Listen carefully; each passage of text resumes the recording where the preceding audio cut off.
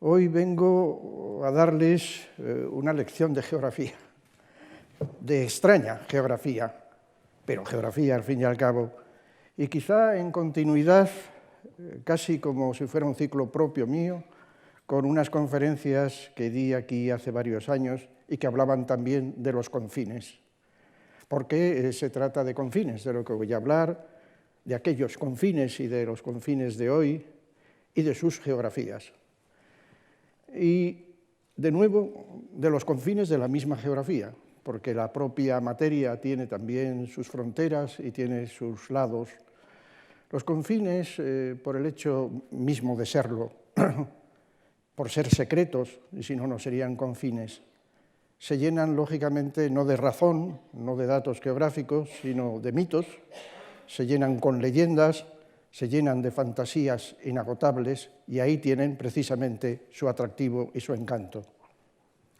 Porque hay lugares que existen, todos sabemos que existen, y hay lugares que no existen, pero que tienen tanta entidad o incluso en algunas etapas de la geografía han tenido más entidad que los lugares que existen porque se ignoraba casi todo del océano y del mundo. Pero incluso todo lugar que existe no es totalmente real, sino que también está compuesto por fantasía. Y quizás ese lado de la fantasía es uno de los lados más gratos del mundo real. Hay así lugares literarios, viajes literarios, geografía literaria, que han construido otra tierra, o por lo menos, si no es otra tierra, otra cara de la tierra, como la cara oculta de la luna. Y además el lugar literario nos conecta con un viejo tránsito en la cultura europea de percepción de los paisajes, que primero se hizo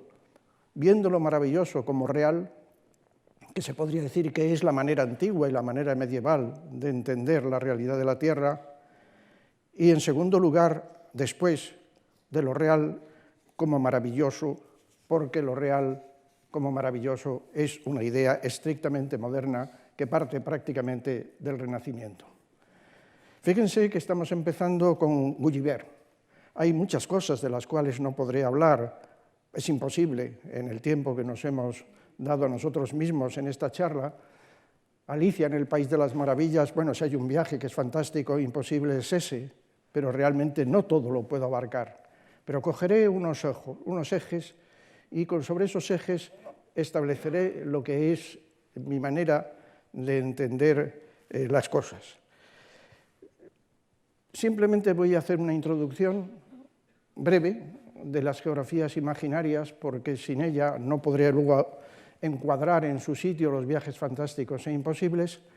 y todo ello lo voy a hacer utilizando la linterna mágica, como en este dibujo del siglo XIX tan expresivo, poniéndoles una colección muy grande de diapositivas que nos van a ilustrar y procuraré que amenicen también lo que es simplemente mi palabra. El libro de Gulliver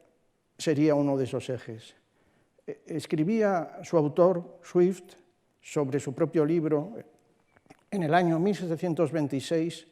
que,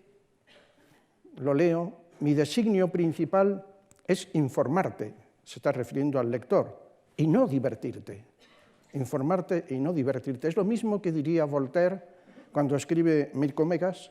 y entonces también piensa que no es un libro para entretener, es un libro para instruir. Y añadía Swift, el objetivo esencial de un viajero debe ser hacer a los hombres más prudentes y mejores, elevando sus mentes mediante buenos y malos ejemplos de lo que ha visto en lugares extranjeros. Es decir, se trata claramente de una actitud educativa.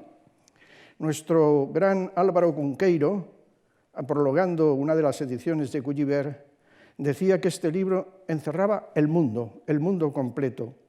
incluidos hasta los compatriotas de su autor. Lo decía con ironía porque sobre todo está dirigido a los compatriotas de su autor. Es efectivamente una sátira feroz convertida en literatura infantil, lo que no deja de ser un enorme prodigio, para iniciarnos posiblemente desde el momento en el cual somos niños. Gulliver, escribía un historiador francés, Paul Hazard, es nuestra propia caricatura. mi propia caricatura, la caricatura de todos. Y es además el libro de un fracaso, es el libro de una derrota.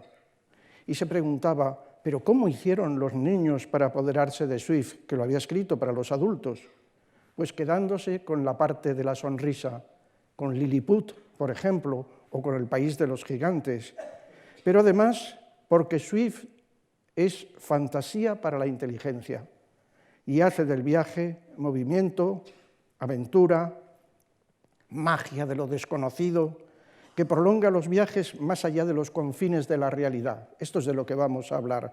Y transforma esa realidad en maravilla continua. Y por eso Gulliver se ha convertido en el eje literario del viaje fantástico. Pero en la misma raíz de la cultura, en la misma raíz está Homero, y está sobre todo Ulises o Odiseo navegando y siendo aconsejado por Circe para efectuar esa navegación procelosa y difícil de forma que pueda llegar al lugar de destino. Y cuando pasa por el lugar de las sirenas, tiene entonces que atarse al mástil, al palo mayor, precisamente porque si no sería atraído por ellas hacia las ondas del océano. Si deseas oírlas, sin embargo, le dice Circe, haz que te aten en la embarcación de pies y manos, y así podrás deleitarte escuchando a las sirenas. Y en el caso de que supliques o mandes que te suelten, que te aten con más lazos todavía. De modo que, amigos que estáis ahí, átense a las sillas, porque vamos a hablar de muchísimas sirenas, o en lenguaje moderno, abróchese los cinturones, porque vamos a volar. De todas maneras, a partir de ahí, todo viaje es fantástico y todo viaje en nuestra literatura tiene la raíz justamente del viaje por los lugares imposibles. Pero si hay un sitio que ha atraído desde antaño, desde la época platónica hasta hoy, y probablemente tiene por venir, ese lugar es una isla que nunca existió, la isla que no tiene lugar y por eso tiene su nombre, la isla de Utopía. La isla de Utopía es la isla sin lugar. Como contraste con el panorama de lo que tenemos aquí y como contraste también de un ideal que probablemente no se alcanzará desde el momento en que lo escribió Tomás Moro. Ya digo que probablemente es también otro de los puntos claves del viaje que llega a crearse como eje también de la fantasía y del lugar inexistente en el mundo, pero atractivo justamente por eso de ser inexistente. Muchas islas se inventaron los cartógrafos. Por ejemplo, la isla de Frislandia, que nunca existió, y la pusieron en todos los mapas del Renacimiento, una isla que se encontraría entre Gran Bretaña, o mejor dicho, entre Irlanda y Groenlandia, y que despistó a navegantes por todos los lados porque efectivamente contaban las islas como un rosario que iban transcurriendo en el viaje a Occidente y con ella no salían las cuentas nunca. Pero además, sobre todo con la Atlántida, que tiene viejo mito y que algunos autores científicos, incluso del siglo XVII, como Kircher, la situaron y pusieron su mapa con sus cumbres, con sus ríos, con sus costas, etcétera, entre África y América. Y los recientes cartógrafos y los recientes geómetras han inventado islas y han inventado continentes simplemente aplicando la geometría fractal a lo que son los mapas y se han construido islas que nunca existieron, que nunca existirán, pero que sin embargo aparecen con un realismo tal que engañarían a cualquiera. Los viajes falsos han sido otro elemento característico metido dentro de lo que es la literatura de los viajes que no se realizaron o que iban por lugares que podrían ser considerados completamente irreales. En imitación de Marco Polo, del cual hablamos aquí en el año 15, Mandeville escribió un ilusorio tratado de lo que es las maravillas del mundo, pero efectivamente considerándolas estrictamente maravillosas. Probablemente nadie le creyó, o casi nadie le creyó, y eso dio lugar a que funcionase con un nivel, digamos, de cierta ética, dentro de las publicaciones de lo que se podría llamar la geografía. Pero los mismos geógrafos se inventaron tierras. Hay geografías inventadas, sobre todo en el Renacimiento, como son las de los polos. Nadie había estado allí, nadie lo conocía, y sin embargo cartógrafos de la seriedad de Fineo o de la seriedad y de la enorme cantidad de divulgación que tuvieron los mapas de Mercator, los pusieron como si existiesen, incluso con letreros en los cuales se comentaba la presencia de climas bonancibles, de pueblos que los habitan, o se hizo un mapa de la Antártida que podría ser incluso, si no fuera por su enorme tamaño, de perfiles hasta verosímiles en la actualidad. Se hicieron mapas de alegorías, mapas absolutamente increíbles, como es este del año 1659, que es el mapa de la ternura, del país de la ternura, donde había un lago, que era el lago de la indiferencia, o una ciudad, que era la ciudad de la amistad, ríos elevados todos ellos al nivel del sentimiento, para complacer justamente a lectoras de libros sentimentales de la época. Y se creó a lo largo de toda la historia, y pongo solamente algunos ejemplos, lugares absolutamente maravillosos que posiblemente uno desearía que existiesen para poder ir por ellos. Y pongo el caso del libro del secreto del bosque viejo de Dino Buzzati, que es una tierra inventada que despierta otra realidad de la propia tierra y crea un nuevo bosque en el bosque elemental que describiría un geógrafo o que describiría un botánico. Los lugares, las realidades físicas del planeta han dado pie, además, a la creación de mundos, a veces abstractos, como es el mundo de la filosofía, que han creado un mundo a partir, por ejemplo, de la montaña, un mundo en el mundo, que es realmente otro universo distinto a lo que es la montaña, pero derivado de ella, en el cual intelectuales de todo tipo han transcurrido a lo largo del tiempo en sus viajes teóricos por esas páginas y no por esos paisajes. O bien, en el caso de Liszt, que en su Valle de Obermann lo que hace es seguir una literatura, el Obermann de Senancourt, para teorizar en música sobre ese valle y recrear lo que nunca existió a través de un arte que cumple con sus obligaciones respecto al otro arte, que es el arte literario. Tanto la filosofía como la música serían creadoras de mundos a los cuales también se puede viajar, pero que son viajes evidentemente fantásticos e imposibles. Y los mismos lugares concretos que están en la realidad tienen otro lado, que está posiblemente en un museo o está en una biblioteca, pero que también es una referencia que ilumina ese propio lugar o que lo hace doble en la percepción que puede tener no solamente un visitante, sino un lector. El Etna puede estar en Virgilio o puede estar en Hölderlin. El Vesubio puede estar en tantos poetas que lo trataron, pero sobre todo en Leopardi. Y, concretamente, el Ártico podría ser el Ártico de Frankenstein, ideado por Shelley, porque no lo conocía, evidentemente, y sustituyen o añaden a lo que es el Vesubio, el Etna o el Ártico reales con otros elementos que son característicos del ámbito estrictamente de la cultura. Y, como es lógico, se crean también lugares para la ficción, y sobre todo en la ficción viajera. Los viajes se convierten en una posibilidad para contar cuentos, para contar relatos y para contar incluso a veces parábolas morales. Y a partir de ahí se crean islas que no existen, como por ejemplo la isla misteriosa de Julio Verne o la fantástica y espléndida isla del tesoro de Stevenson, que son atractivas y cuentan más luego en la realidad de la cultura que a lo mejor las islas reales, que son tangibles y que están colocadas en los mapas. Y en ocasiones la ficción, igual que ocurría con Obermann y Liszt, la ficción crea otra ficción cuando se toma, como hizo Julio Verne en el caso de la Esfinge de los hielos, la Antártida o el mundo del Polo Sur a través de un relato completamente poético de Poe, Las aventuras de Arthur Gordon Pym, en el cual todo es fantasía, todo es poesía, pero que un autor se permite en un momento determinado tomarlo como una guía veraz, como una guía verosímil, y ese verismo arrastra a un nuevo libro con unos nuevos protagonistas que gozan justamente de un mundo que nunca existió. La fantasía lleva a otra fantasía mayor y el viaje se vuelve completamente imposible.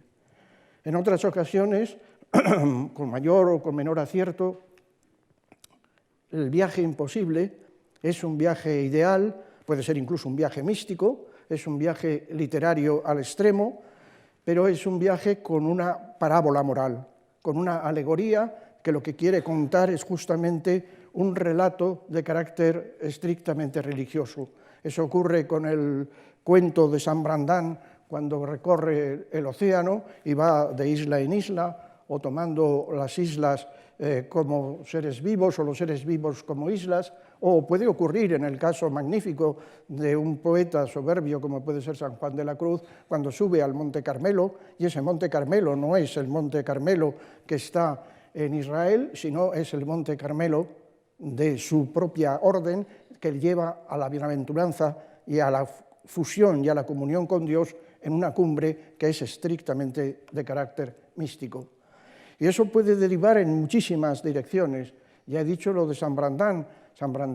sobre un pez que toma por una isla, es fantástico, pero existe también las islas de San Borondón como un cuento final que se deriva justamente de la idea del peregrino. Pero ese cuadro de Magritte, del castillo en los Pirineos, con esa piedra voladora flotando en el aire, sostenida con un castillo ingente colocado en la parte alta, es toda una manera, evidentemente dentro de una tendencia del arte, de representar ciertas inquietudes del alma que solamente cobran espacio justamente a través de ese carácter pictórico. Y en ocasiones lugares que existen son sustituidos por un relato. Es el caso de multitud de montañas de Asia, que siendo montañas que se consideran sagradas,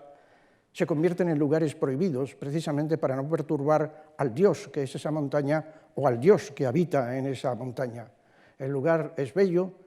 y se convierte precisamente por ser bello en la morada, en la mansión de la deidad que es protectora sobre los hombres. Y el relato, entonces, sustituye por completo a lo que es esa realidad.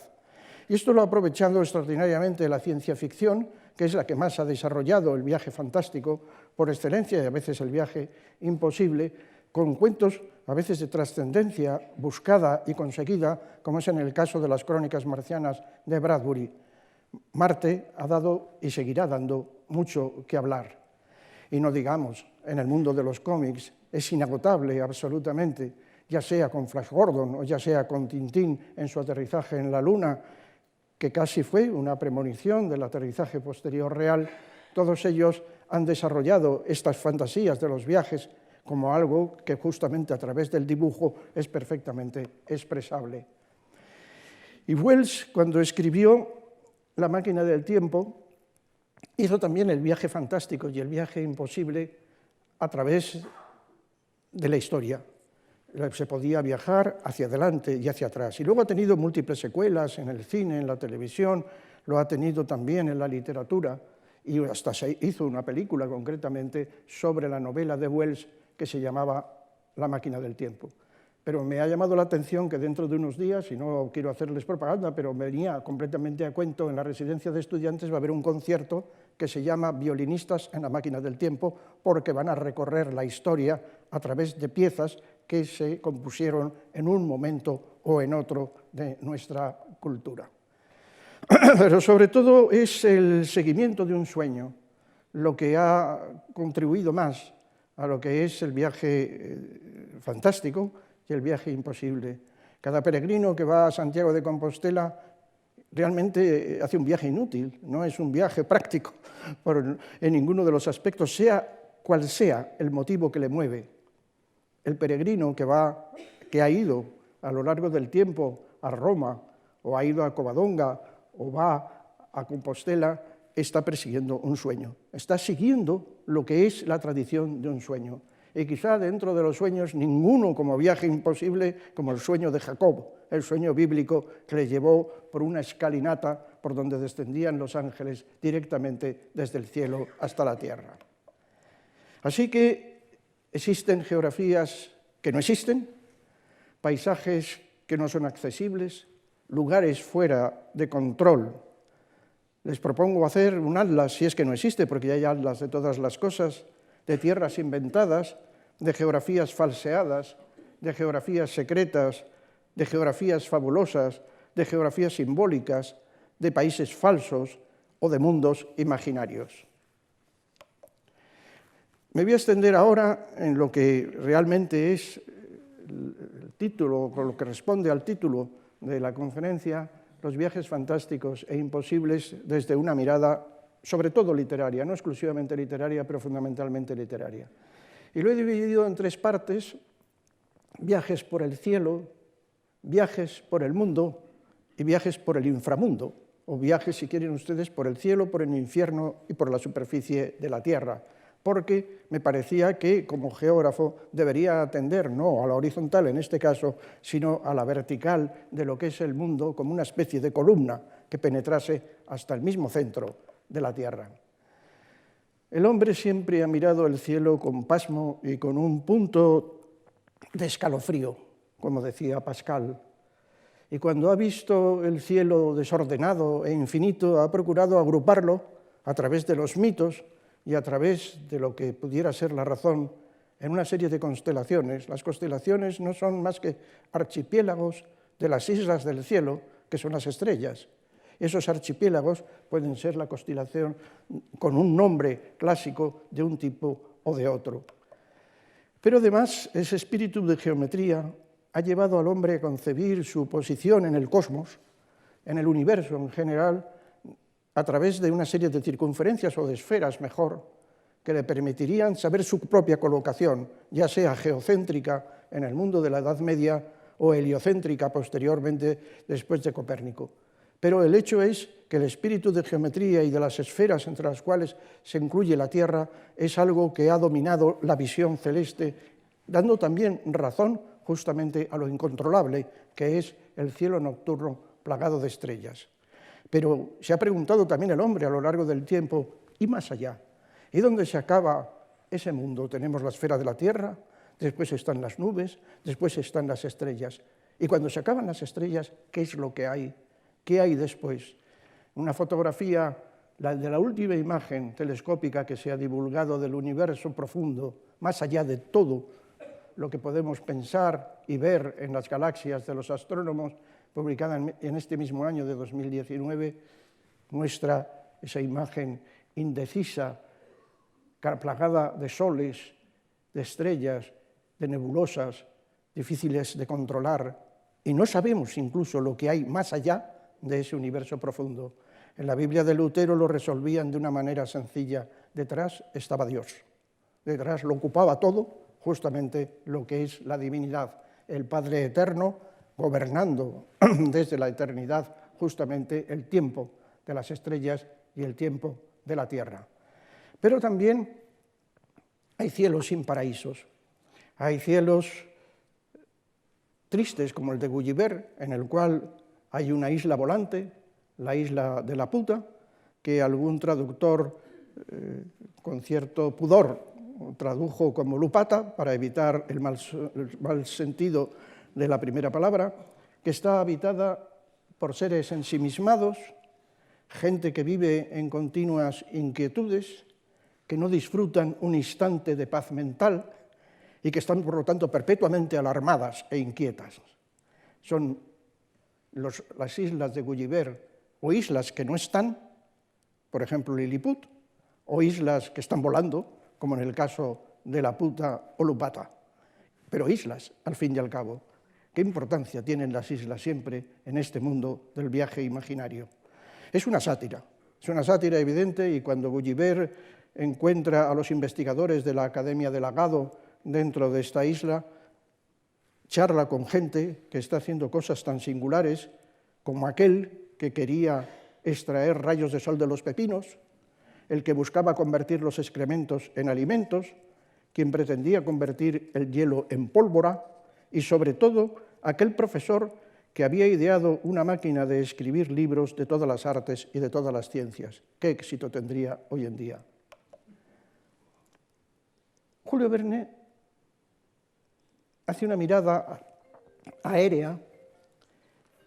invirtiendo los términos, es decir, el mapa es el producto de una vista aérea y él recoge la vista aérea del mapa para hacer un viaje sobre ese mapa.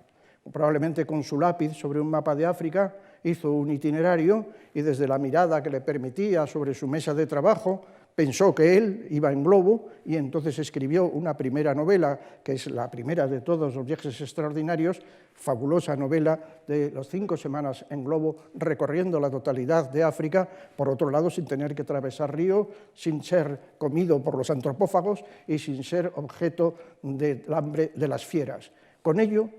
hizo el recorrido que es muy berniano de estar siempre sobre un mapa.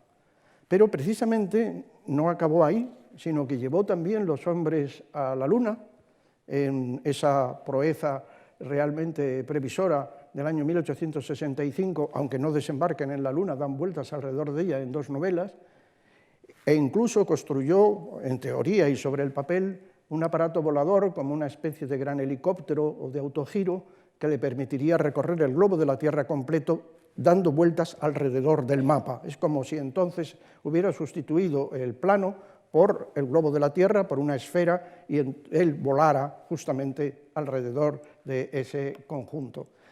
En un momento determinado, Verne efectivamente va a la Luna, al satélite, pero que podría ser considerado una parte del planeta. Hay quien ha dicho que efectivamente la Luna es una parte de la Tierra, es un continente nuevo, otro continente más dentro de los continentes terrestres. Y ese mundo de la Luna, aparte de tener interés en sí mismo, también tiene una tradición larga. Desde época clásica la gente siempre ha imaginado la posibilidad de acudir a la Luna, pero quizá uno de los más divertidos y, creo yo, interesantes escritos es el de Godwin, de 1638, porque, por un lado, arranca del Teide. El Teide se consideraba por mucha gente entonces la altitud mayor de la Tierra, como también dije aquí en una conferencia de hace varios años, y montó una especie de tinglado extraño con aves migratorias a las cuales capturó para que efectivamente le llevaran por el cielo hasta la propia Luna. Y es ese artilugio extraño, ese artilugio gobernado por las aves, el que luego recoge también Saint-Exupéry en El Principito, que también le llevan por el espacio al pequeño príncipe, le llevan permitiéndole salir justamente de su planeta.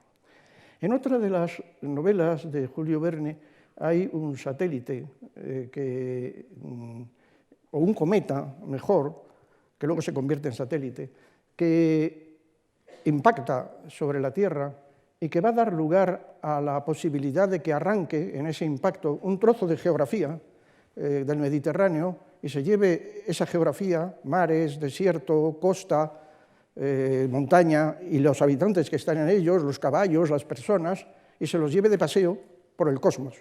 Y den una vuelta verdaderamente fantástica que él utiliza para enseñar uranología, es decir, para enseñar lo que es el mundo del sistema solar y los distintos lugares que aparecen en el libro, son los de Mercurio, la Tierra, evidentemente, etcétera, etcétera. Y cuando logran retornar después de ese viaje maravilloso y totalmente imposible a lomos de ese cometa, logran retornar a la Tierra y al punto del lugar de origen, empiezan a ver la Tierra también como en un mapa. El mapa les aparece como un hecho real. El mapa, de hecho, es la primera imagen vertical que tuvo el hombre o que tuvo el poderoso, el zar, que veía sus dominios y los veía en conjunto, como si estuviera sobre una nube, como si estuviera en el cielo. Eso se dice así en Boris Godunov. Pero el mapa, que es la primera vista aérea, también puede dar lugar a mapas elaborados con intención, a mapas intencionales, se ha dicho. Y efectivamente, a mediados y a finales del siglo XIX, esos mapas intencionales aparecieron con muchísima frecuencia. Y entonces Verne se dedica a contar cómo es Europa desde un punto de vista ideológico prácticamente, transformando estos mapas caricaturescos, en los cuales, por ejemplo, en este caso, se ponía a Rusia como un enorme pulpo cuyos tentáculos llegaban a Turquía y al centro de Europa, y los turcos también, prácticamente llegando hasta Austria, contando ideológicamente su visión del mundo, dónde sitúa a Inglaterra, dónde sitúa a Francia o dónde sitúa a España. Por lo tanto, se llega a una conclusión geográfica sobre la propia Tierra haciendo un viaje por el cosmos. Pero si hay un viaje celeste maravilloso o de acceso al cielo maravilloso, es evidentemente el de Dante. Esa montaña que aparece detrás del poeta en forma cónica, como podría ser un volcán, es la montaña más alta del mundo, que se encuentra situada en el Atlántico. Y con toda probabilidad, puesto que se creía que el Teide era la montaña más alta del universo, pues sería el Teide. Sería una imagen del Teide que, traspuesta al mito y a la leyenda, va contando sus elementos y las distintas repisas que lo conforman hasta alcanzar la máxima altitud. Y en ese sentido, podríamos permitirnos nosotros, podrán permitirse ustedes, cuando viajen a Canarias, ver el Teide, no como el Teide, sino como la montaña de Dante. En el infierno, ya Ulises les había dicho que había una montaña altísima colocada allí, que le había llevado su navegación por los mar tenebroso y que estaba oculta por las nubes y más o menos borrada de la parte baja, precisamente por la presencia de ese mar de nubes. Es exactamente lo que ocurre en la isla de Tenerife, en el 8º círculo del infierno, lo pueden ustedes encontrar. Allí llegan, después de atravesar el infierno, llegan Virgilio y Dante y se ponen a escalar esa montaña que es el purgatorio, para alcanzar en su cumbre el cielo. En la orilla del mar, como quien piensa el camino que debe seguir, emprendieron la subida desde la propia playa en dirección hacia el Teide. Cuando alcanzaron la mitad aproximadamente de su recorrido, escribe el Dante: subíamos ya por la escalera santa y me parecía ir más ligero por ella. Finalmente llegan a la cumbre y dice: yo estuve en el cielo que recibe mayor suma de luz y vi tales cosas que ni sabe ni puedes referirlas el que desciende de allá arriba. Y efectivamente allá arriba encuentran las esferas celestes. Bueno, nuevamente son las esferas donde está Beatriz. Y según las palabras del Dante, fijé los ojos en el sol como el hierro que sale candente del fuego. Un nuevo día se unía al día. Beatriz miraba fijamente las eternas esferas y no es posible significar con palabras el acto de pasar a un grado superior la naturaleza humana. Todas las cosas guardan un orden entre sí y este orden es la forma que hace al universo semejante a Dios. Es de una enorme categoría poética. Sientan ustedes esto, lleven la Divina Comedia cuando vayan a subir al Teide y lean estos párrafos allá arriba y se sentirán transportados y a lo mejor ven los círculos con los serafines, con los querubines o con los santos o con los beatos que contaba el Dante en ese maravilloso libro. Hemos salido, decía finalmente, fuera del mayor de los cuerpos celestes para subir al cielo, que es pura luz, luz intelectual. Esto es lo conseguido y esto es lo que transforma también los espacios de la Tierra. En segundo lugar, vamos a hablar de los viajes por el mundo. Ha sido lenta la posesión de una imagen del mundo, muy lenta. Las maravillosas montañas del Beato son imposibles, son estas montañas ilusas, pero son suficientes para que lo que el Beato quería expresar y para el Apocalipsis. No hacían falta las otras montañas, las montañas reales. Los paisajes de las montañas han sido frecuentemente míticos, es donde se han albergado las musas o donde ha estado Júpiter, donde estaba el Olimpo y el ámbito de los dioses o los dioses del Himalaya. Los paisajes fantásticos encuentran a través de los mitos la realización de la explicación de lo que es el ámbito de una realidad mal conocida. Acabamos de decir la subida del Dante y la transformación de una montaña verosímil o posible en la leyenda a través de la idea religiosa del purgatorio y de la llegada al cielo, pero también es la montaña de Petrarca, la montaña que le reconvierte a través de San Agustín en su imagen de pecador para llevar una vida menos disoluta de lo que había llevado hasta el momento, o el paisaje idealizado a través de Laura y a través de su enorme gusto por la presencia de los árboles, por la presencia de los ríos, por la presencia de los montes y por la presencia de los libros, como confesaba en uno de sus poemas. Pero efectivamente muchos lugares de la Tierra, y entre ellos en Europa concretamente las montañas, en otros los desiertos, en otros los lugares helados, han sido sitios misteriosos, pero este misterio estaba, en el caso de Europa, al lado de casa, estaba en los Alpes o en el Pirineo o en las mismas montañas o quizás hasta en la Sierra de Guadarrama,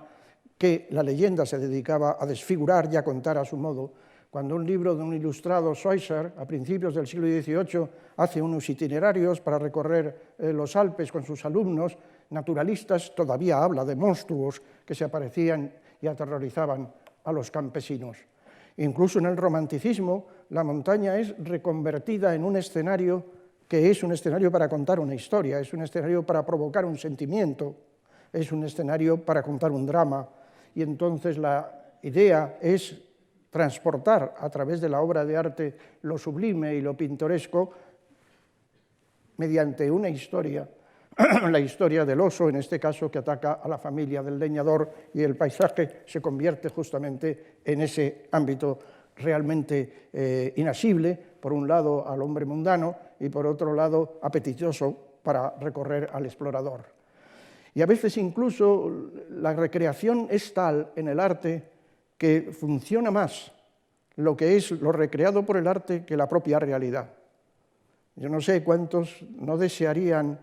estar más en la montaña Sainte-Victoire pintada por Cézanne que en la montaña Sainte-Victoire real, que no deja de ser un monte cualquiera. Pero el artista ha conseguido rehacer aquel mundo y crear una cosa propia. Eso también lo cuenta Poe en un cuento que se llama El dominio de Alheim, en el cual un paisajista, un jardinero, cambia el terreno de tal manera que lo hace mejor porque el arte,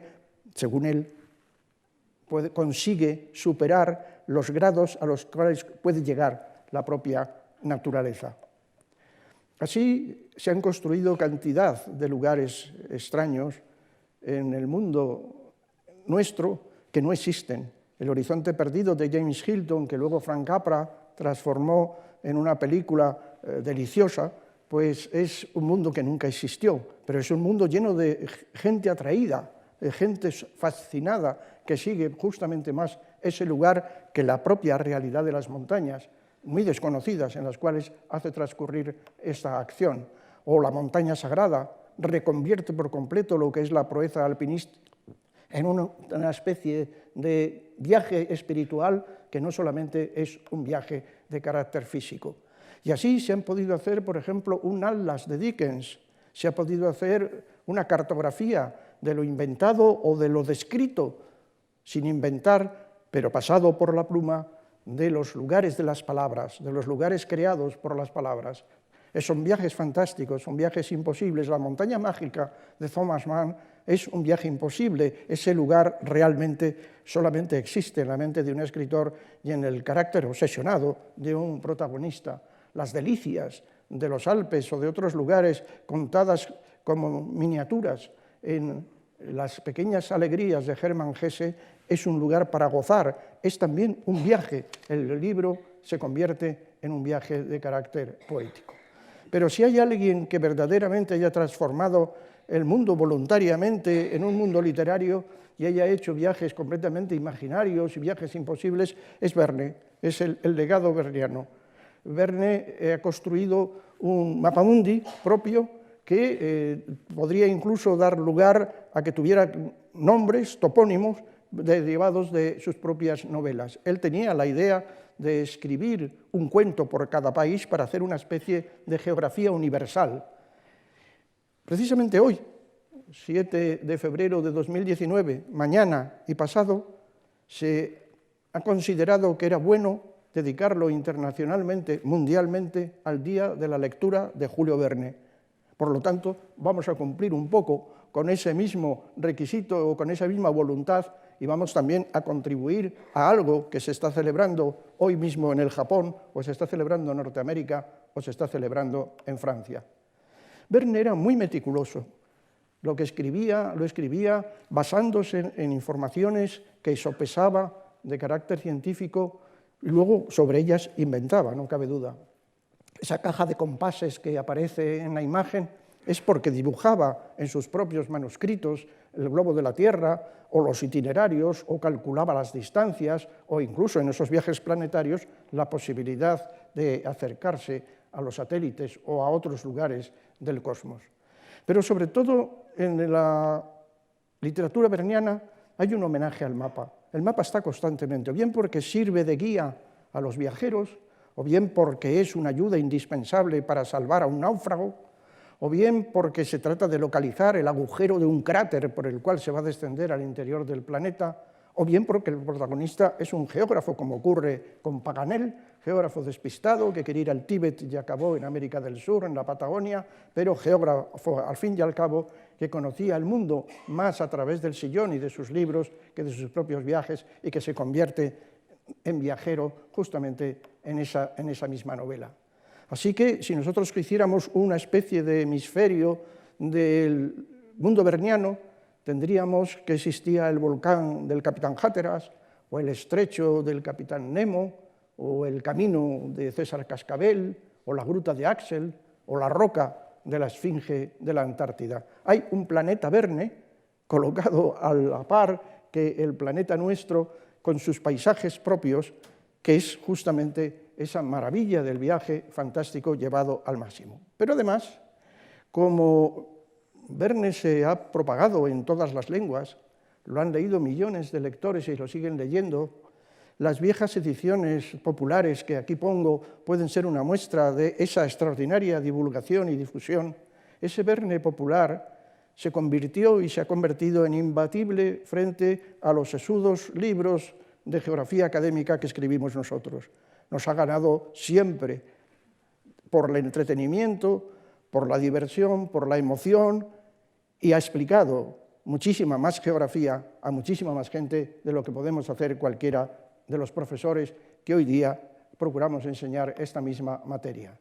Y así inventó un volcán en el Polo Norte, al cual subió en plena erupción el Capitán Hatteras, otro volcán más tranquilo en el Polo Sur, al cual fue el Capitán Nemo y plantó allí su bandera negra, volcanes que no existen. Hizo un viaje absolutamente fabuloso por el fondo marino con todas las peripecias y explicando dónde estaban los salmones o dónde podían estar las ballenas o podían estar las merluzas, con una intriga que parece casi inverosímil, y se inventó un personaje fantástico que es el Capitán Nemo. El Capitán Nemo, ese hombre voluntariamente marginado, que se llama a sí mismo Nemo, Nemo Nemenis, es el Capitán Nadie, y que le recuerda en una de las comedias griegas, cuando Ulises es preguntado por Polifemo, ¿y tú quién eres? Y dice, yo soy nadie. El Capitán Nemo es Ulises, reconvertido por Julio Verne en el capitán de su época, de su momento. Alguna isla la trajo de los mapas existentes y otras las dibujó él, se las inventó, como esta de la derecha, la isla misteriosa, donde estaba el volcán, las ensenadas, los lugares con arenas, los lagos interiores, las montañas, etcétera, para construir sobre ello el escenario de lo que iba a ser el cuento que quería relatar. Se inventó selvas donde se podría encontrar al eslabón perdido entre el hombre y el mono, muy propio de su época, en plena efervescencia de las ideas evolucionistas, el eslabón perdido o el hombre de Neandertal, tal vez, que podía haber quedado refugiado en una de las islas africanas. Habló de volcanes, hizo bajar por las cavernas a sus protagonistas, habló de desiertos, habló de bosques, de témpanos, metió trenes atravesando un continente entero, manejó mapas y manejó el globo de la Tierra de forma constante. Pero sobre todo fueron los náufragos lo que consideró Verne como uno de los elementos fundamentales para contar su propia historia, su propia tesis. La tesis es que, a partir de cero, unos seres civilizados, sin recursos, pueden reconstruir la historia, pueden reconstruir la civilización a través prácticamente de todas las épocas históricas, empezando por cazadores, después pasando a agricultores, inventando la cerámica, hasta acabar inventando la pólvora. Y que ese grupo de gentes tienen capacidad en su optimismo para hacer efectivamente una sociedad. Pero en el momento en que se crea una sociedad, se crea una política. Y la política trae consigo la pérdida de la concordia, aparece la discordia y aparece el leviatán dentro del grupo de los náufragos, y los náufragos se convierten en homo homini lupus, el hombre es lobo para el hombre, lo cual es realmente una tesis final un tanto estremecedora que algunos otros autores posteriormente volverían a recoger. Y ya, por último, en tercer lugar, vamos a hablar de los viajes por el inframundo. Les he puesto una acuarela del naturalista Wilson, que murió en la expedición de Scott en el Polo Sur, en la cual representa al volcán Erebus, colocado en el extremo de la Antártida, en uno de los extremos de la Antártida, con la luz del sol casi en ese perpetuo ocaso, que puede ser el ocaso antártico, y que tiene ese nombre tremendo, Erebo o Erebo. Erebus es el nombre del dios de la sombra. Cuando hablamos del inframundo, entramos justamente en la oscuridad, entramos en la tiniebla. Desde la luz del cielo, desde las rutas de los hombres, entramos en el viaje más imposible de todos los viajes imposibles. El viaje al centro de la Tierra, que nuevamente evoca un libro de Verne. El viaje al centro de la Tierra tiene muchas lecturas, pero tiene sobre todo dos. Una lectura geográfica o geofísica, la lectura de la ciencia, que bueno, pues es realmente inaceptable desde el punto de vista científico la posibilidad de acceder a él. Se ha hablado de que el radio de la esfera ideal de la Tierra tiene 6.371 kilómetros, es mucho. Los trabajos que se han hecho apenas escarban un poquito en la corteza de la Tierra. Y la idea de que el núcleo, tiene la corteza, el manto y el núcleo, el interior de la Tierra, de que el núcleo fuera como el oro, vuelve, por un lado, poético, ese sentido de lo que hay y nadie ha visto y nadie ha tocado, pero se calcula a través de conocimiento científico, pero con las propiedades del oro, porque si fuera oro, eso motivaría que los mineros rápidamente se lanzaran en búsqueda de ese núcleo que nos salva, por otro lado, de los rayos cósmicos. Y por otro lado están los libros, multitud de libros. Es verdaderamente increíble la cantidad de libros que pueden existir que tratan de viajes al interior terrestre, pero vamos a hacer simplemente una selección. Les decía hace un momento que lo que la ciencia ha podido dar de sí en el contacto directo, en la observación directa de lo que es este mundo subterráneo es bien poco, porque las cavidades son escasas, los espeleólogos se han introducido a veces por grutas heladas y por grutas muy complicadas, como todos ustedes saben, para horadar una nueva exploración, lo que es el conocimiento de esa parte de la Tierra, o incluso han bajado a volcanes activos y se han metido por sus cráteres, como es el caso de Arun Taziev, que en el cráter del Niragongo, en África, bajó hasta el mismo magma, colocándose en una situación de verdadero peligro, pero de esa manera trajo consigo información directa sobre lo que existía en esos puntos procedentes de lugares muy profundos de la Tierra. Decía que hay multitud de obras y de referencias sobre el interior de la Tierra, pero este cuadro de Rubens nos evoca además la repetición constante de ellas, concretamente al hacer una representación de la caída de los titanes, que es un mito de la época griega, derivado de las luchas con los dioses del Olimpo y los problemas enormes que eso desemboca con anécdotas verdaderamente terribles derivadas de esas sublevaciones feroces hasta que son enterrados en el inframundo, donde alguno, como por ejemplo Polifemo, puede estar debajo del Etna y cada vez que se mueve, o Encélado también, cada vez que se mueve produce las llamaradas del volcán. Así que esta carga de la cultura clásica perdura a lo largo del tiempo, es representada pictóricamente y tiene como una trayectoria también que llega prácticamente hasta nosotros. El mito de Orfeo podría ser otro caso perfectamente claro. Hubo muy pocos que tuvieron billete de vuelta desde el infierno, que bajaron al inframundo y luego pudieron volver, porque el inframundo es el lugar de los muertos,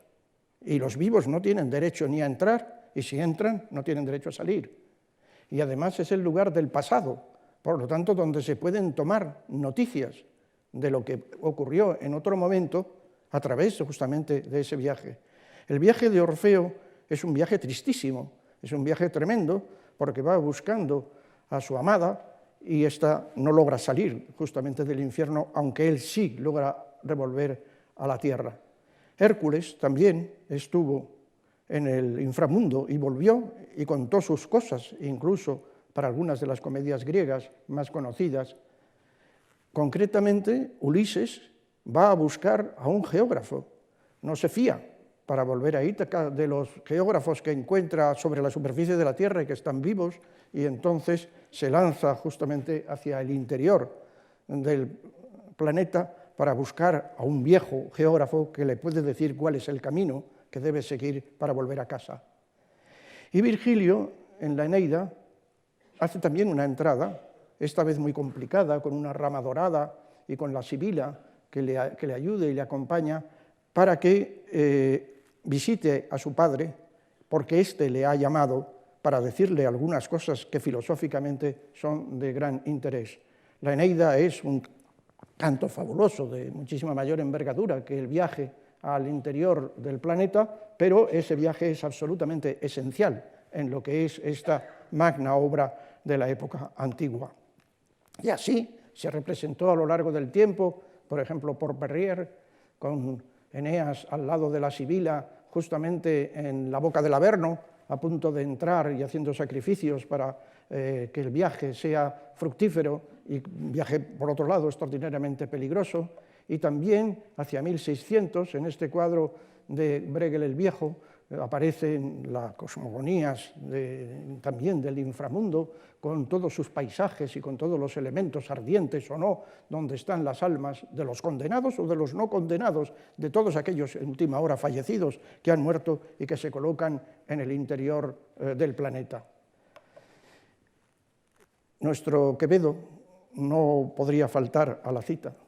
En las Zaurdas de Plutón y en el Sueño del Infierno descarga su ira contra todo lo que tiene alrededor y hace una sátira de la sociedad, lo mismo que haría luego Gulliver en sus islas o en sus viajes, contra lo que tiene justamente alrededor.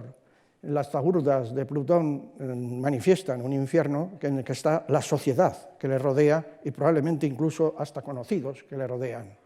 De forma distinta, Telémaco, cuando Fenelón lo escribe, es el hijo de Ulises, que de nuevo va al infierno buscando a su padre, pero lo hace con la finalidad de educar al príncipe. Y la finalidad de educar al príncipe, esa finalidad pedagógica, lo que quiere es demostrar que allá, justamente en el inframundo, y padeciendo el infierno que ya está, lógicamente, cristianizado, que no es el inframundo de los clásicos, aunque el cuento sea un cuento en la época clásica, que allá en el infierno lo que hay son reyes, papas, obispos, nobles, que pueden haber sido malos o aparentar que han sido buenos en la época en que vivieron y, sin embargo, eran pecadores, y eso les ha llevado justamente al fuego eterno. Así que, de una manera o de otra, se está utilizando para la conversión o bien para la crítica social al infierno como un lugar especialmente horrible en el cual se encuentran las almas pecaminosas. Y efectivamente, en este maravilloso dibujo del Beato de San Andrés del Arroyo del siglo XII, sobre el juicio final, aparece el infierno en las cavernas de Plutón, ahí metido en el interior de la tierra, y arrastrados por un demonio, papas, obispos y reyes, la élite de lo que podría ser el mundo social de la época, pero que también son a última hora juzgados y pueden ir a parar a los tormentos del infierno. Cuando San Brandán, que antes mencionamos, hace su viaje por el Atlántico en esta ilustración del siglo XV, juega con los volcanes que visita, que probablemente son los de Islandia, con las vistas que podrían traducirse como asomos del infierno. Las bocas, los cráteres de los volcanes, con las llamaradas que producen, que vendrían de un fuego central, estarían condicionadas por la presencia del infierno en el interior de la Tierra. Y así, cuando un volcán, al acercarse el barco, arroja una bomba en estado ígneo, que casi llega al barco, pero cae en el agua y no les pasa nada, creen ver, así lo dicen, que es un demonio que se encuentra ubicado en la parte alta del cráter, el que les ha arrojado esa llamarada con el fin de hundirlos. Pero además, el propio purgatorio no estaba como Dante quería en la montaña más alta del mundo, en el Atlántico, sino que se ha visto también metido entre las llamas. El purgatorio popular es un purgatorio también que es hipogeo, está metido en el interior de la tierra, y como esas almas eran susceptibles de redención, no así las del infierno, se pedía para ellas con unas huchas en las cuales los piadosos arrojaban sus monedas para que justamente se liberasen, para que se rezase, para que se liberasen las ánimas del purgatorio. Y recogí de un cántico asturiano popular los siguientes versos, que son perfectamente claros, para indicar que esta geografía del purgatorio también se encuentra en el interior llameante de la tierra. Si quieren saber, señores, lo que las ánimas pasan, metan la mano en el fuego y verán cómo se abrasan. Pero de nuevo surge Dante. De nuevo Dante es, en la Divina Comedia, el libro esencial del viaje también por el interior de la tierra. Toda la primera parte de la Divina Comedia de Dante es un descenso a los infiernos. Y es un descenso ejemplar para recorrer el radio entero de la tierra, alcanzar el trono de Luzbel, que se encontraría justamente en el núcleo terrestre, y salir por el otro lado, siguiendo una especie de diámetro, a asomar justamente junto a la isla del purgatorio y del paraíso. Esta especie de tornado o de torbellino con que Botticelli quiso pintar el mundo expresado por Dante, la geografía expresada por Dante de la posición del infierno, el resto de las zonas amarillas sería la tierra, tendría ese carácter como de embudo y abajo en el final estaría colocado Luzbel. Y, como ven ustedes, está muy compartimentada por pisos muy definidos, que son prácticamente circulares, donde empiezan con los lujuriosos, siguen con los glotones, con los avaros, los herejes, etc., hasta el final, donde están los sembradores de discordia y los traidores, y que le permite hacer un relato realmente dantesco, realmente impresionante y pavoroso de todo ese conjunto. Sin duda, necesitaría a lo mejor una actualización, ese mapa de Botticelli necesaria. Quizá lo digo porque ayer un alto responsable de la Unión Europea decía que habría que añadir un compartimento nuevo para aquellos que habían inventado el Brexit. Doré ilustró la Divina Comedia de una manera realmente emotiva y ha sido la imagen más conocida, no obstante, a pesar de lo de Botticelli, que ha tenido ese mundo infernal intuido por Dante. Pero no solamente hay que llegar al centro de la Tierra, sino que toda cueva tiene un misterio y toda cueva tiene una magia y toda cueva tiene un dragón. Sin dragón realmente no hay cueva que valga.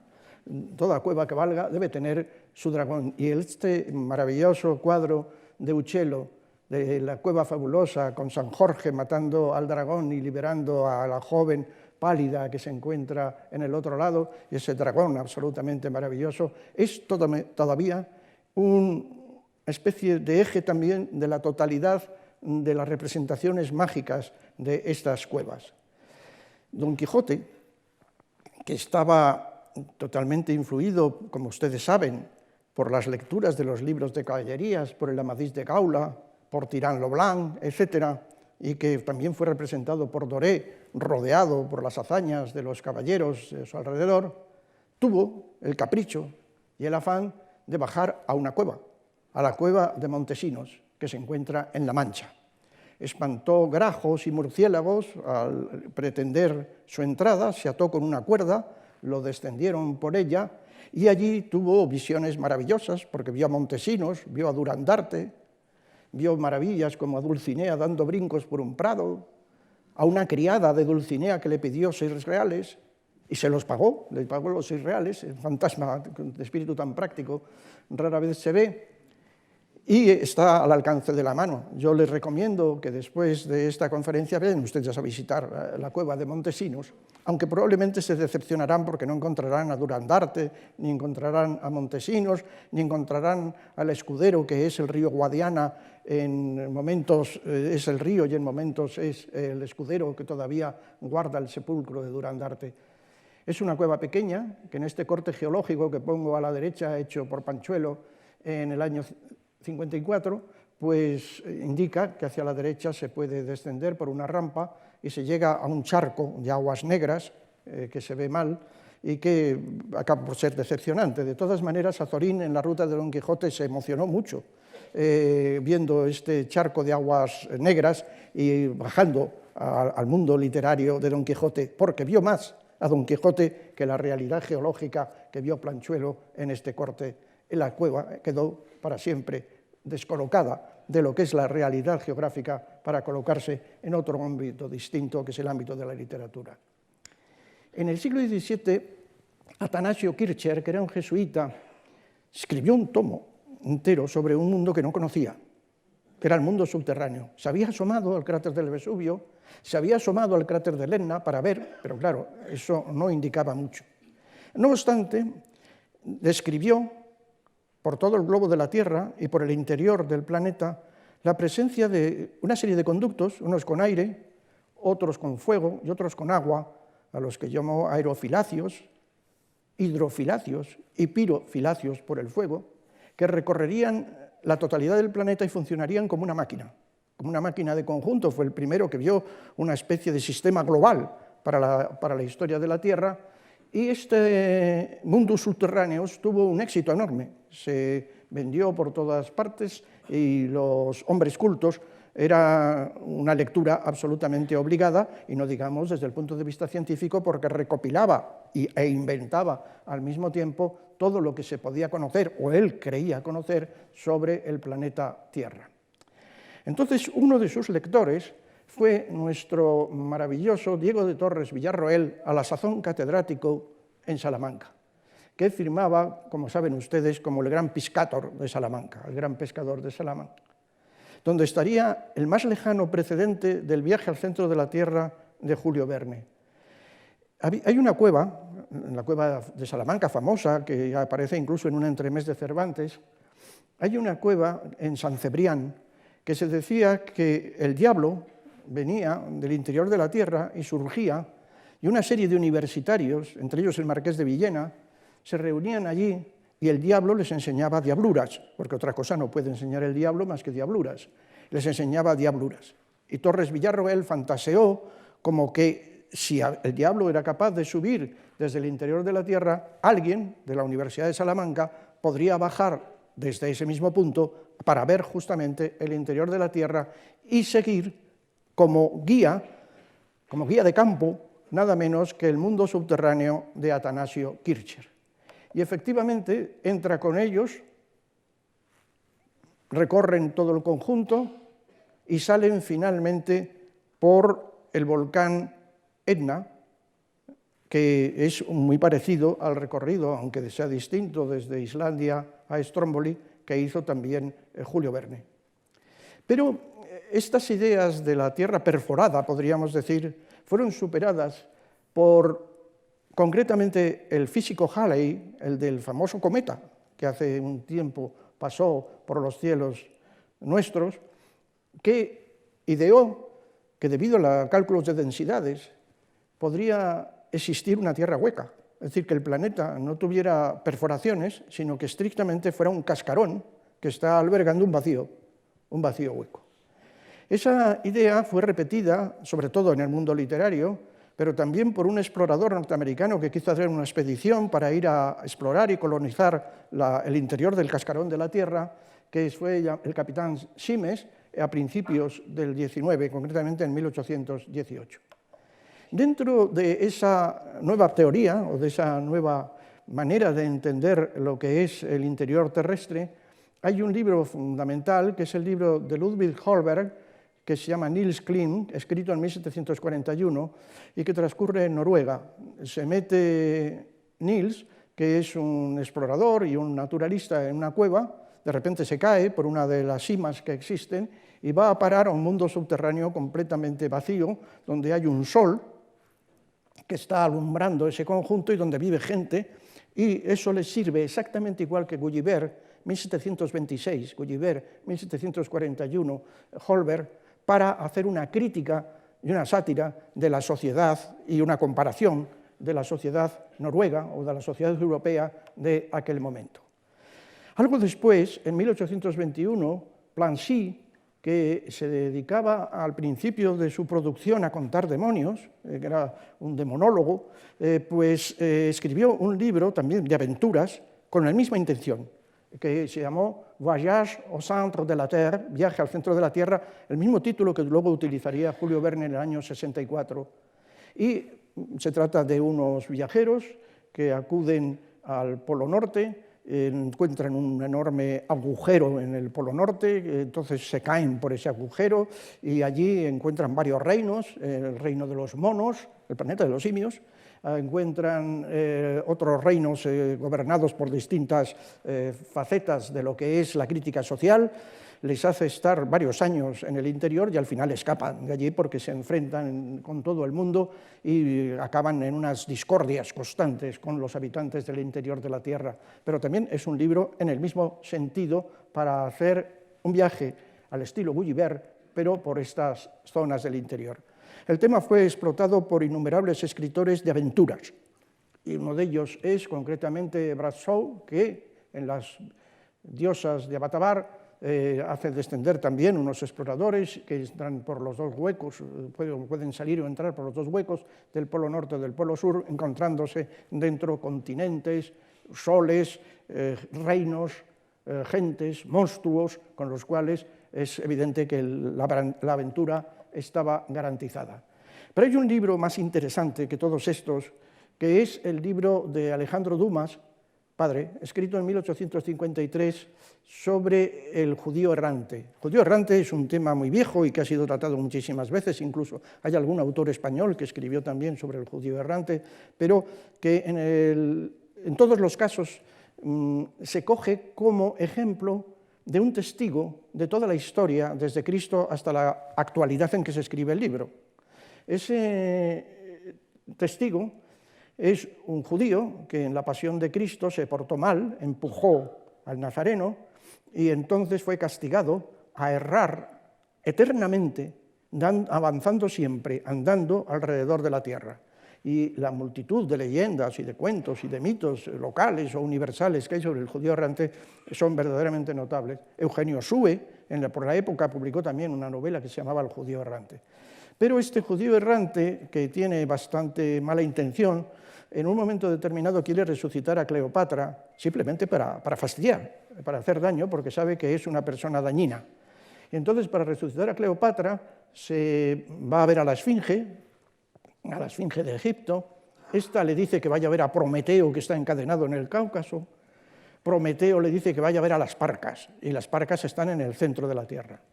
Y lo interesante es que, aparte de lo de Cleopatra, que es otra historia, es que al bajar por el centro de la Tierra hace un viaje científico, es decir, coge las capas geológicas de la Tierra y las va viendo como de las más modernas, que son las superiores, hasta las más antiguas, que son las que están abajo, que son datables a través de los fósiles que presentan, porque la evolución de la vida ha ido dando lugar a que haya seres vivos cada vez más complejos hacia las partes altas y cada vez más simples hacia las partes bajas, con lo cual coge un libro de geología y de los fósiles asociados a las capas y entonces lo traduce en esa parte de su propia novela. Finalmente, Verne, de nuevo Verne, es el autor del libro más leído y del libro más famoso y del que todos han oído una mención, que es el viaje al centro de la Tierra, que empieza en Islandia a través del cráter del volcán Sneffels, que hoy tiene visitas turísticas precisamente para poder observar por dónde Verne llevó a sus protagonistas, y que se introducen por el interior de la Tierra hasta aparecer en el Mediterráneo.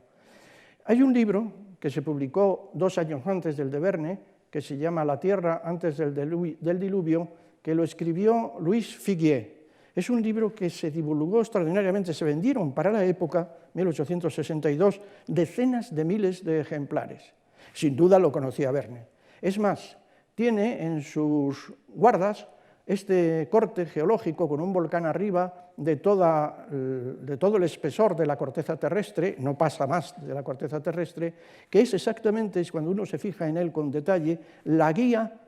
de los protagonistas, que eran geólogos, por otro lado, de Verne, en su famosa novela, en su cuento verdaderamente emocionante. Las grietas, las chimeneas, los estratos, las fisuras, son justamente aquello que en el laberinto podía guiar a aquellos hombres perdidos en la oscuridad. Y la fauna que tiene Figuier a lo largo de la historia es la misma que utiliza Verne, por ejemplo, el mastodonte del Plioceno, o incluso los grandes monstruos antediluvianos que aparecen tanto en Verne como en Figuier. Dio la casualidad de que el ilustrador de Figuier en París era Riou, que es el mismo que ilustró el libro de Verne, con lo cual los dibujos se parecen extraordinariamente y los animales que aparecen en ellos son exactamente los mismos. Es una copia realmente novelada de lo que es un libro de divulgación científica.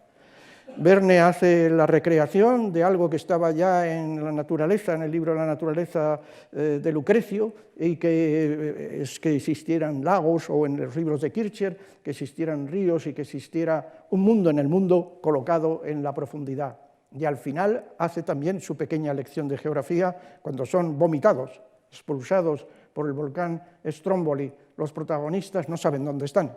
y entonces tampoco se lo cuenta al lector. Le dice que hay un volcán cerca, que hay un mar, que hay cultivos de olivos y que a lo lejos hay un gran volcán. Es evidente el Mediterráneo, el Etna y la isla de Stromboli. Pero el mismo año en que se publica el libro de Viaje al centro de la Tierra, el año 1864, una persona tan extraordinariamente poética como es George Sand escribe también un libro delicioso que acaba en el interior de la Tierra, que se llama Laura. Laura es un viaje, en realidad, al Polo Norte, desde Alemania, para ir a esa fisura que puede comunicar con el interior de la Tierra.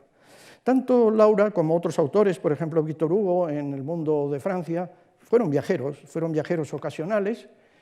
pero también eran un mundo artístico e intelectual extraordinariamente activo y nutrido, sobre todo en París. En este cuadro de Tannhäuser, Sand aparece rodeada por Dumas, Liszt, Dagoul, Beethoven, un retrato de Byron, Rossini, Paganini, Victor Hugo y hasta una estatua de Juana de Arco. Es el romanticismo puro metido en un solo cuadro. Y esas dos facetas, la faceta viajera y la faceta intelectual y artística de Sand, es la que va a dar lugar a este libro, a esta novela pequeña, ya titulada con el nombre de Laura. Sand tenía como también una vieja deuda de gratitud con la naturaleza de su viaje en 1825 al Pirineo,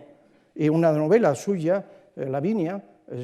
transcurre justamente en el Pirineo, pero aparte de esta novela hay también cuentos de cuando era mayor que utilizan el Pirineo como escenario para contar sus propias historias. Y por otro lado estaba ¿qué ocurría con el Ártico? El Ártico estaba cerca, pero era un mar desconocido, era una de las pocas cosas que quedaban cerca de Europa que fueran verdaderamente desconocidas. El Ártico era un misterio. En el Ártico se podía suponer que existía ese gran agujero que llevaba incluso al interior de la Tierra. Hubo alguna expedición francesa que no llegó muy lejos, pero que dejó un libro maravilloso en estampas sobre ese viaje al Ártico, e incluso científicos alemanes, como el cartógrafo Petermann, especularon con que podría existir un mar abierto, sin hielo, que pudiera dar lugar a la navegación hasta el mismo Polo Norte. Entonces se ignoraba si había un continente que prolongase, por ejemplo, Groenlandia hasta el mismo polo, eso lo utiliza Verne también en otra novela, si habría una banquisa, como efectivamente hay, cubierta por hielo, o era un mar libre. Y dentro de esas posibilidades, que se atenuaran las temperaturas de tal manera que hubiera una especie de Edén boreal, una especie de mundo hiperbóreo, que volvemos otra vez al mito clásico, o bien que hubiera una especie de reino de Thule colocado en esas latitudes, que también había utilizado Plancy en su viaje al centro de la Tierra, que dieran lugar a una especie de circunstancias beatíficas para la fauna, para la flora y para el hombre en un mundo que todos sabemos que es tremendamente inhóspito.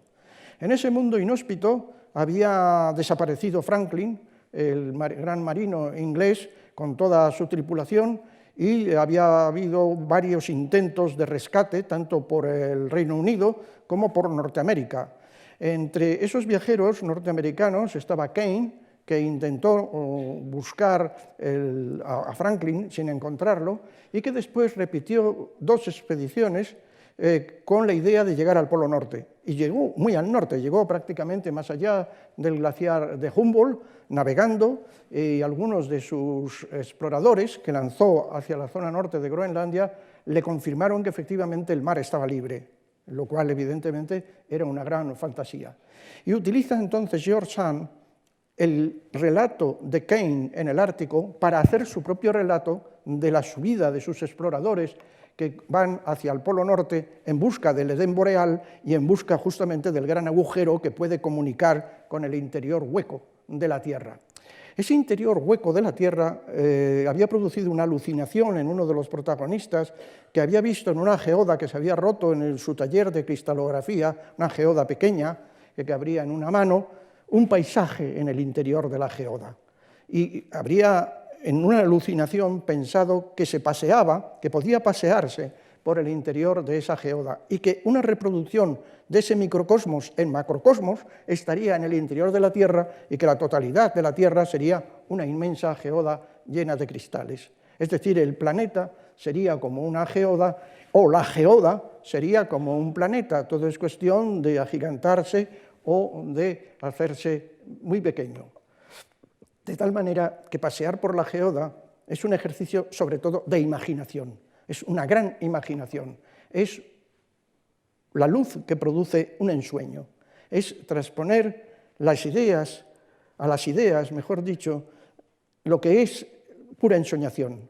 Es decir, se trata de poetizar lo que es el acceso a la naturaleza a través de la imaginación. Luego resulta que al ser encontrado cavernas con concreciones tan grandes como las que podría pensar Sand, por ejemplo, en Naica, en México, o aquí, en España, en Pulpí, en Almería, parecidos también a los interiores que dibujara el ilustrador de la novela de Julio Verne, de forma muy parecida en cristales de yeso. O bien los